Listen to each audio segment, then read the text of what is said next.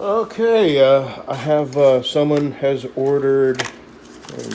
Yeah, someone's ordered a stone-washed dinner skinner.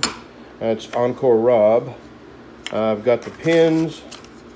This is stabilized walnut. It's gonna buff up really nice. And I got the knife cut. Don't know if I'll get to the bevels today. This is the BC Special. It's not sold, but someone is thinking about it. So I'm going to go ahead and make one anyway with stabilized walnut, brass pins. And tonight I got to get online and order a checkering file, which puts these nice thin jimping lines on here, and it's going to look nice. And I think I'm going to do that to all my BC Specials because these are perfect bushcrafting knives. They're the perfect the right size. Just the right size for an all-around utility knife for camping and bushcrafting and that kind of thing. So I think I'm going to, from now on, include the jimping on these knives because it comes in handy for fire starting and stuff like that, using a fire steel. So now, mystery buyer, I'm fixing to grind the bevels on that knife and go to sanding. All right, there's half of the bevel ground. Can you see where the line I was going to shoot for right there? I mean, I'm just about perfect on that line. Come out really great. And the center line, same thing on the center line. Now I got to take the knife off, flip it around, and do the other side. And in a previous video, I said I would show you how I do my grinds now, and I will. I'm going to do that. I'm going to take it off, flip it over, and I'll explain to you how I now do my grinds. And I'm ending up with a much more accurate grind line. Okay, this is my bevel grinding jig. I made this myself from scratch. I've got a video on it, and I made this about 3 years ago. And here's how I start my bevels off and how I get a much more accurate grind as far as meeting in the middle. What I do is I angle this in at a much steeper angle than I'm actually going to end up with.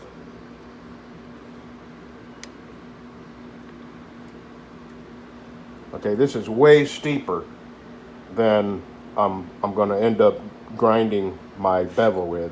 And what it does is it grinds from about a 1/4 inch down in to that line, to the center line. And then as I progress, as I get it into the center line where I want it, I start adjusting this and bringing my bevel up less and less steep. And what that does is bring the grind down further and further and further. And I can be a lot more accurate by shooting for this grind scribe line that I have here. And what that eliminates is you having to concentrate on 2 lines at once. Instead of concentrating on 2 lines, and that the 2 lines would be this center line, and at the same time, you don't want to go below your scribe line here, your bevel grind line. So what this does is allow you to concentrate on this line first, get that right, and then you adjust your bevel away from that, and you start bringing your grind line down further and further. And it's just much more accurate doing it that way. Okay, there's the last side.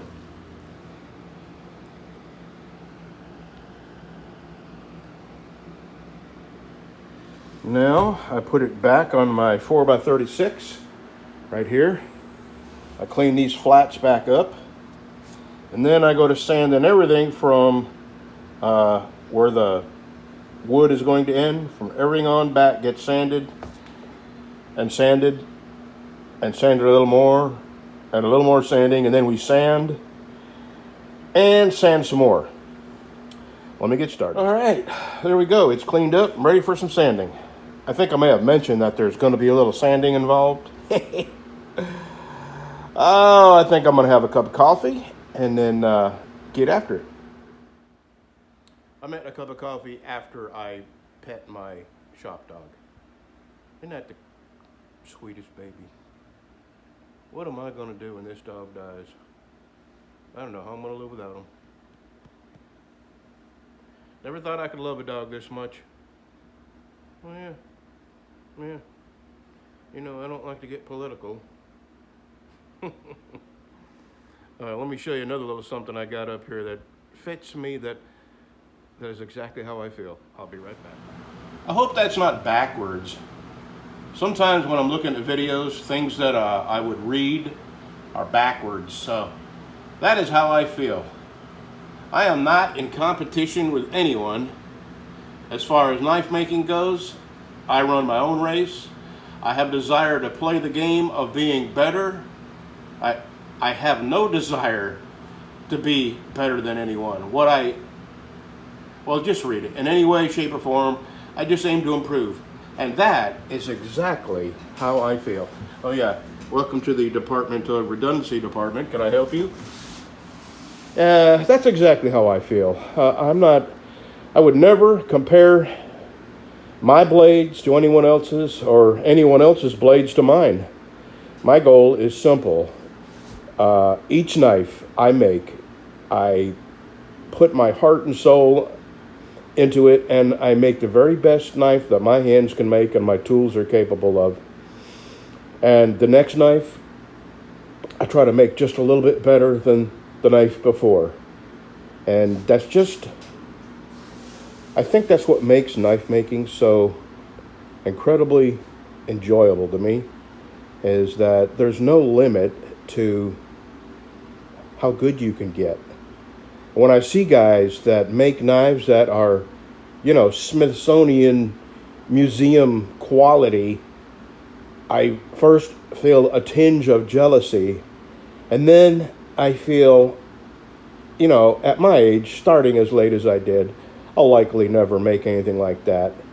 But to know that there's that much improvement left in what I can do, for the next 10 years or as long as I can make knives, it's fun to think about what my knives will look like 10 years from now. And my machines, I have better machines than some. I'm happy with what I have, but I know the machines I need to make better knives. I haven't reached the limit of my machines yet. My skill hasn't reached the limit of my machines, and I'll know when I do. 2x72 belt grinder is on my list of some days, and I think when I finally reach the limits of what my little 2x42 is capable of doing, that's when I will find a way to buy a 2x72. And I will pass that on to somebody just starting out, just like I did with my forge. I know a young fella that has already made a couple of knives, and he didn't have a forge. He said he didn't have room, and I said, I have a forge that you can keep in your pickup truck. You can use it on the tailgate of your truck. And all it takes is a couple of propane torches. And he came over, and I gave it to him. And young guy, nice kid. He's made some really fantastic knives with even more basic tools than what I have. Anyway, shut up, Brad. Get to sanding. Get a cup of coffee. Get to sanding.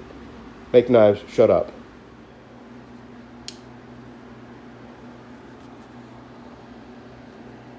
The transition, okay, there's some scratches right there.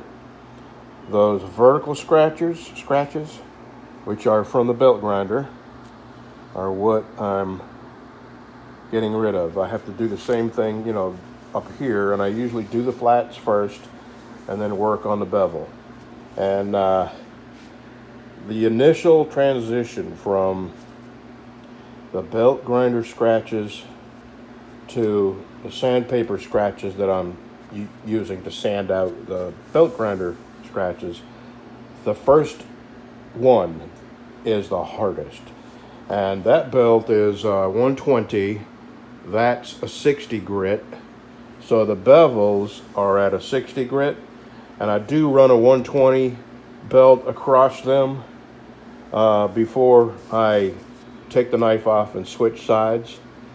So it's not so bad, but it's a lot of work. Now, it is from the last video to this video, it's been about 2 hours. So I've almost got one side done. I still have to do the other side.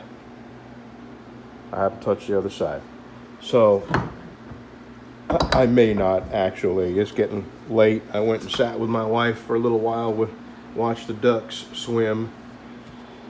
And so I may come back tomorrow and, you know, I don't even know what time it is right now. But tomorrow I'm going to grind the bevels on Encore Rob's dinner skinner, which is getting a stone washed and walnut handles.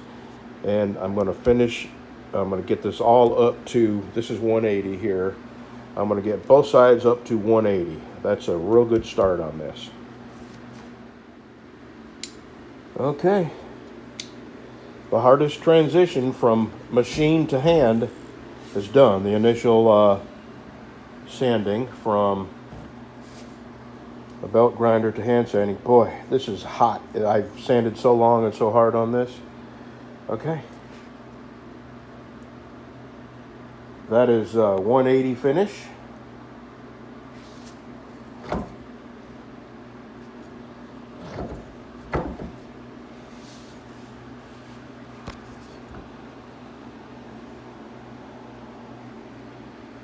Now, tomorrow we go up to 220. First thing, I will grind a bevel on the dinner skinner and clean it up roughly. I'm not going to process it any further than this, but tomorrow I will take it from 220. I'll probably get it up to 400, maybe 500, and go from there. I'm just not going to jump the gun or rush it. I'm going to do my very best to have this the shiniest one I've ever done. Okay, we will see you tomorrow. My wife mentioned, when she looked at a video and saw my desk, she mentioned how filthy it was. And it's very filthy. It's very filthy. But this is more than just my desk in the house. I sharpen knives here. All my paperwork for knives that I'm making and supplies that I'm buying. I've got my bluing here. I've got my true oil here. I cut out patterns here. These are all my receipts at the end of the year. I do taxes at the end of the year. These are, this is wood. That's steel.